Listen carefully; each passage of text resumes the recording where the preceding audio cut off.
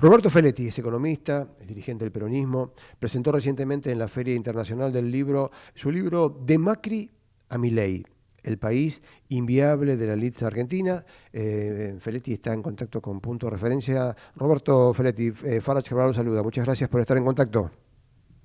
¿Qué tal? Buenas noches a todos y todas los que nos están escuchando. Un gusto la entrevista. Gracias por estar en contacto. Bueno, Feletti, vamos a lo político económico, digo, y una de las cosas que quería consultarlo fundamentalmente era en estos tiempos en el que hoy por hoy el principal latiguillo, por lo menos el principal punto en el que el gobierno piensa basar su accionar y de ahí las reuniones y los encuentros con gobernadores que viene manteniendo es a ver cómo puede consolidar o cómo puede llevar a la práctica este plan de reparación histórica de los ahorros, según el título que le pusieron, o cómo movilizar los dólares del colchón, bueno, para saber qué opinión tienen con respecto a esto. Bueno, yo creo que en el plano macroeconómico muestra la debilidad del sector externo que construyó la política económica.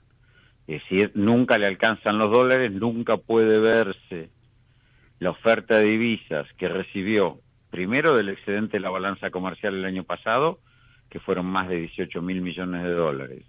Segundo, el producido, el blanqueo del último trimestre del año pasado, 23.000 millones de dólares. Tercero, 12.000 millones de dólares del aporte extraordinario del FMI.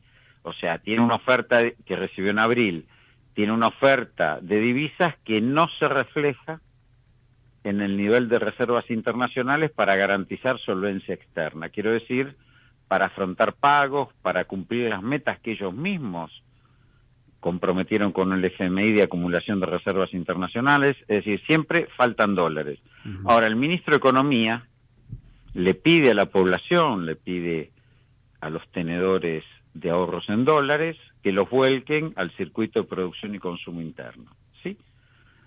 Ahora, él tiene una fortuna depositada en un paraíso fiscal, creo que es la isla de Man, que es de posesión británica, y no los trae. Entonces es muy raro que alguien que está implementando una política económica solicite la confianza de la población para que esa población coloque sus ahorros en el mercado formal de circuito de producción y consumo y él no lo hace. Uh-huh. Es como si alguien que administra un banco deposita sus ahorros en el banco de enfrente. Quiero decir, por un lado, todo el mundo ve que, como digo antes, bueno, tuvo excedente en la balanza comercial muy importante el año pasado. Tuvo cierto éxito en el primer blanqueo de fines del año pasado. Tuvo apoyo del Fondo Monetario Internacional y las reservas internacionales todavía son insuficientes. Hay un problema en el programa económico, hay un problema en el diseño del sector externo que construyeron. Y además, convengamos que es un ministro que dista de generar confianza. Uh-huh. Digo, esa es la realidad. El levantamiento parcial del cepo, digo, de estas restricciones cambiarias y que las personas humanas puedan, entre comillas, acceder libremente a la compra de dólares, ¿tiene una lógica netamente electoral o responde a otras cuestiones? Digo, porque bueno, porque al fin y al cabo, donde fundamentalmente se está movilizando, o por lo menos se ve una movilidad importante en términos de compra, más que en poner la plata del bolsillo, sacar la plata del colchón, es en gente que desde que se puso en marcha esto el 14 de abril, en términos de aquel que tiene un poco de renta, está comprando dólares. Es decir, hay una cobertura, como se llama en la jerga, o dolarización de ahorros en las personas humanas. Uh-huh. Digo, eso mueve el 20% del mercado cambiario. En realidad, si el gobierno realmente piensa, y de acuerdo a lo que dijo el propio presidente Milei, que la Argentina va a funcionar con una cuenta corriente del balance de pagos, es decir, el giro ordinario, para que quede claro, de los dólares que entran y salen en forma negativa, es decir, va a tener un flujo negativo, en forma corriente, normal, se van a ir más dólares que lo que entran. Y eso va a ser financiado por una cuenta de capitales, un ingreso de capitales positivo, predominantemente supongo que de inversiones, porque deuda no pueden seguir tomando, eso no está funcionando. Primero porque efectivamente el levantamiento de la regulación cambiaria tiene que ser general y para las empresas. Si este efecto se da en las personas humanas, que efectivamente cuando se abre el mercado cambiario hay una demanda creciente de dólares, imaginemos las empresas. Y el segundo punto es que para que le funcione el régimen de incentivo a las grandes inversiones, conocido comúnmente como RIGI, que es donde el gobierno realmente apuesta a sostener su política económica. Ujú. Realmente ellos quieren, por un lado, una señal política, es el triunfo en la elección de medio término, de legisladores ahora en octubre, y por el otro, el levantamiento completo de la regulación cambiaria para que recién empiecen a ingresar capitales. Esa es la tensión que tiene el gobierno. Bueno, pareciera que por ahora no le está funcionando. Una de las cosas... Y no le está funcionando Ajá. porque realmente hay una política económica que todo el mundo ve de muy corto plazo, basada en lo que se llama carry trade o política de valorización financiera. Con respecto a, hay un punto que de la misma UIA, sin levantar demasiado la voz, lo dicen, o por lo menos a quien lo quiera escuchar, de entre comillas, el maltrato a la industria local, a la nacional, a las pymes, digo. Uno de los puntos que durante la exposición, cuando presentó el libro en la Feria del Libro recientemente, el que marcaba Feletti era que a criterio suyo el gobierno de Milei busca disciplinar a los grupos económicos locales, ¿sí? Y a través de una asociación subordinada con Estados Unidos. ¿Podría ampliar un poquito esta idea? Sí, le agradezco además que mencione mi libro y la oportunidad de comentarlo. En primer lugar, ha habido un ensayo desde el final de la Segunda Guerra Mundial en el cual, bueno, en declive el Imperio Británico, que fue la tradicional inserción internacional de la Argentina hasta la década del 30, bueno, la presencia o la emergencia de Estados Unidos como una potencia a la cual Argentina debiera asociarse. Uh-huh. Y hubo muchos intentos, hubo el intento de Frondizi con lo que se llamó la Alianza para el Progreso, que si bien es cierto que hubo un flujo de inversiones industriales, también siguió predominando la inversión de grupos nacionales y extranjeros, europeos, no norteamericanos.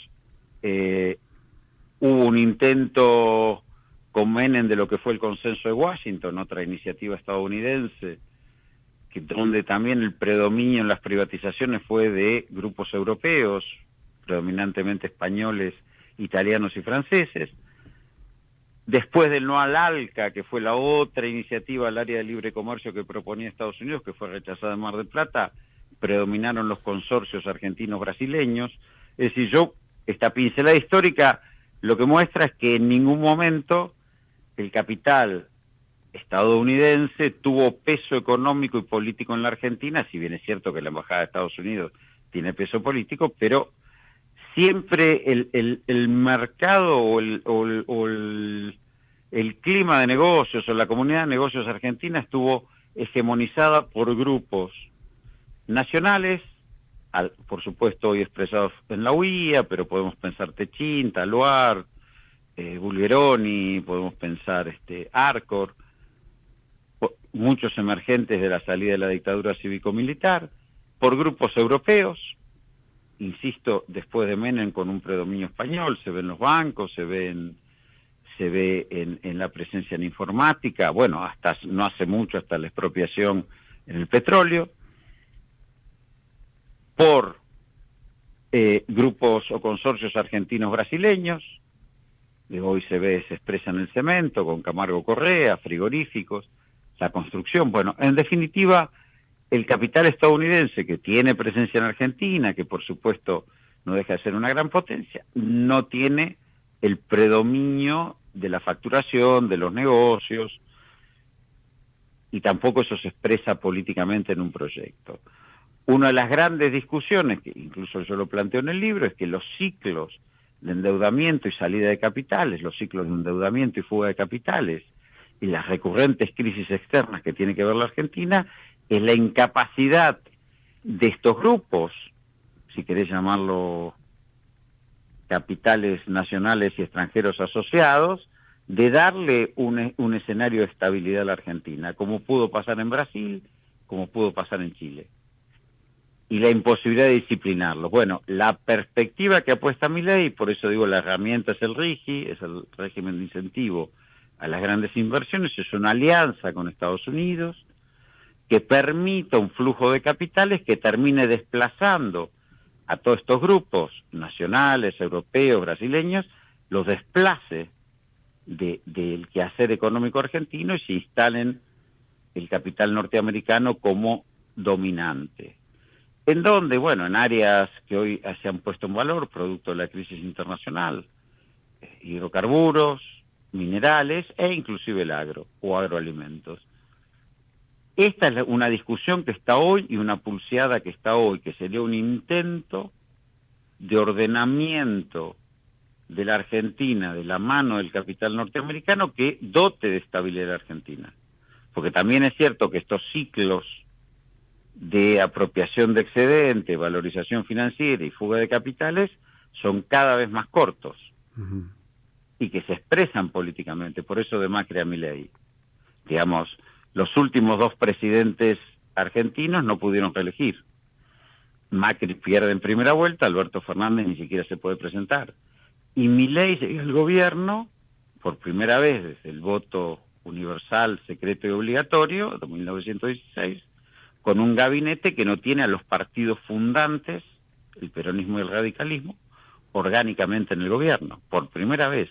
Entonces esto habla de una enorme crisis política, esto habla de ciclos cada vez más cortos. Macri fue el emblema, Macri era el gobierno que podía haber sentado las bases de un gobierno conservador, estable, con pauta distributiva regresiva. ¿Por qué?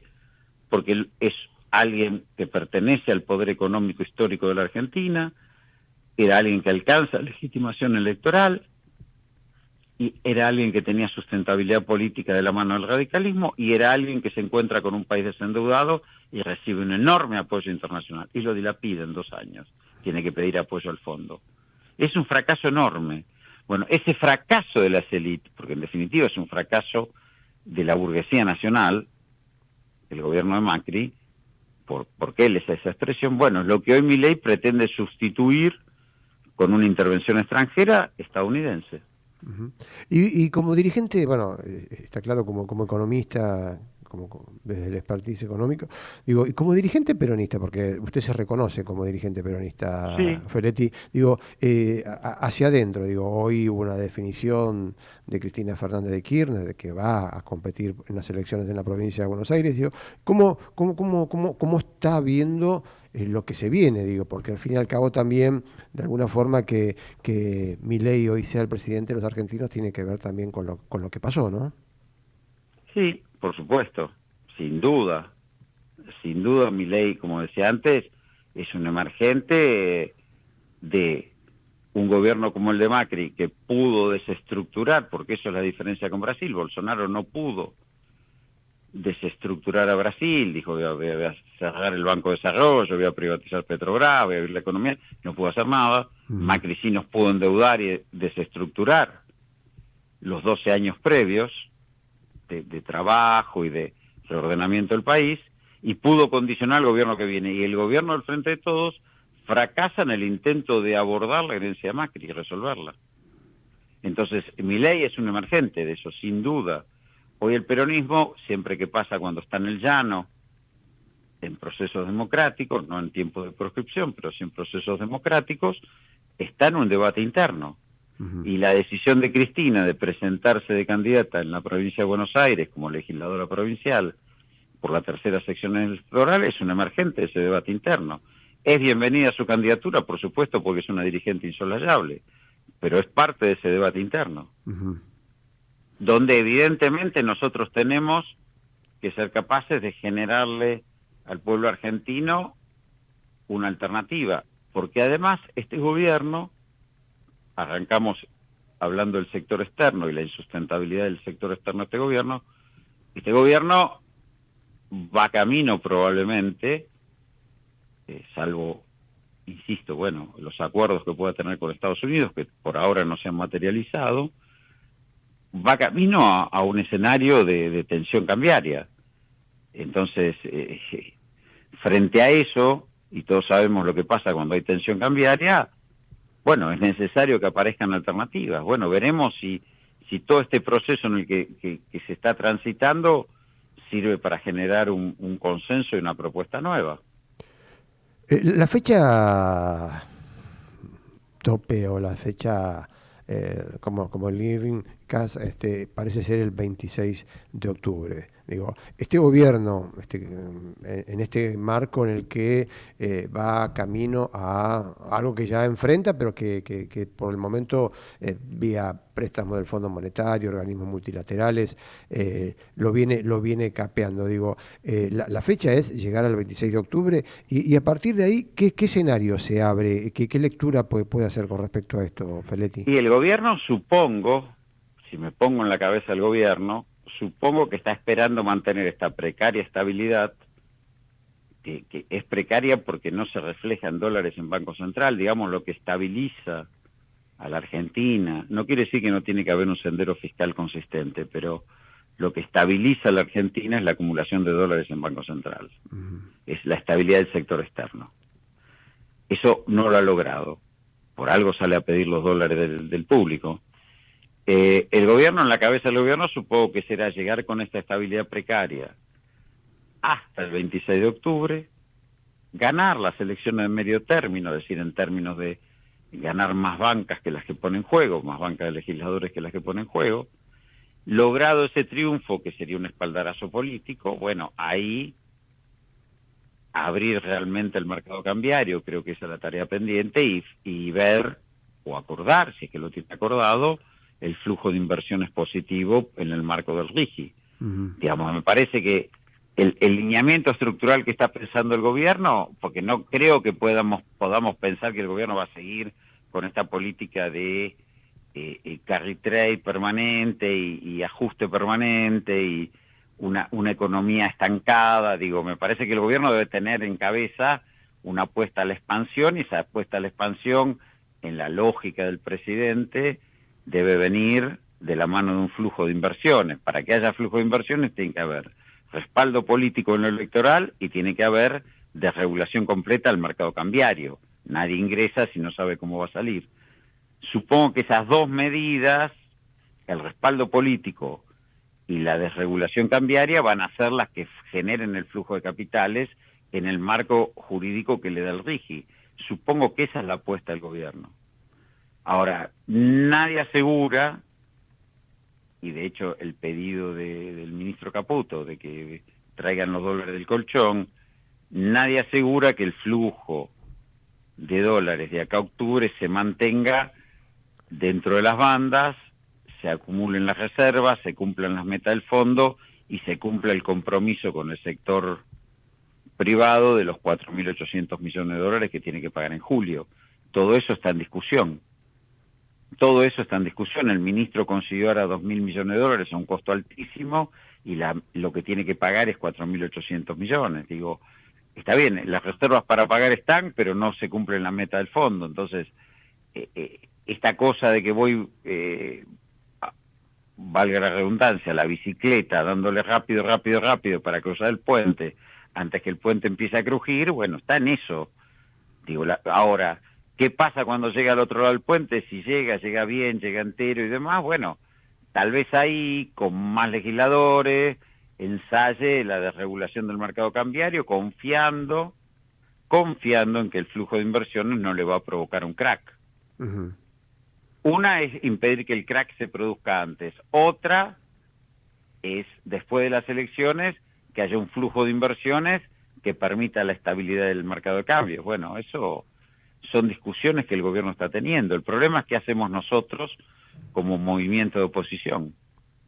Y ahí está el desafío de la oposición, ahí está el desafío del peronismo. Y sí, porque el gobierno tiene claro, hay que llegar a octubre con esta estabilidad precaria, pagaremos las tasas de interés que haya que pagar, y esto se acaba de ver en la licitación reciente de letras dolarizadas. y después apertura del mercado y régimen de incentivo a las grandes inversiones.